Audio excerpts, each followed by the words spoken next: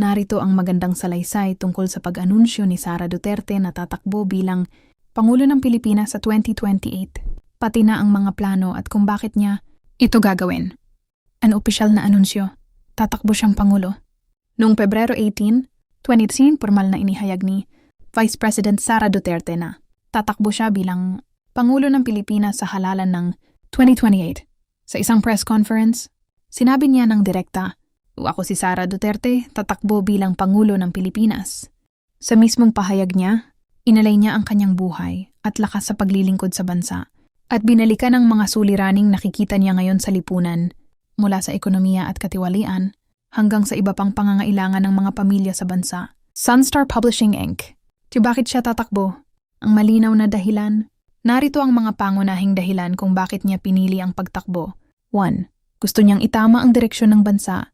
Ipinahayag niya na may mga bagay sa pamahalaan ngayon na hindi naayon sa karaniwang buhay ng mga Pilipino. Sa kanyang paningin, may mga pangako at suliranin na hindi natupad, kaya nais niyang magdala ng bagong bisyon at solusyon. Other 2. Pagwawasto sa mga pagkukulang ng kasalukuyang administrasyon. Siya ay dating kaalyado ng kasalukuyang Pangulo, ngunit naghiwalay sila dahil sa mga hindi pagkakaunawaan at hindi natupad na pangako. Sa anunsyo niya binanggit niya ang mga bagay na nakita niyang hindi tapat o hindi na isagawa sa pamahalaan, kaya tingin niya ay panahon na para itama ito. The Filipino Times. It's 3. Pag-ayos sa serbisyong pampubliko at malasakit sa mga tao, sa kanyang pahayag, binigyang diin niya ang tapang at malasakit, misyon na kanyang gustong buhayin, at ikalat sa buong bansa kung siya ang magiging Pangulo. Sunstar Publishing Inc. 4. Suporta mula sa kanyang partido.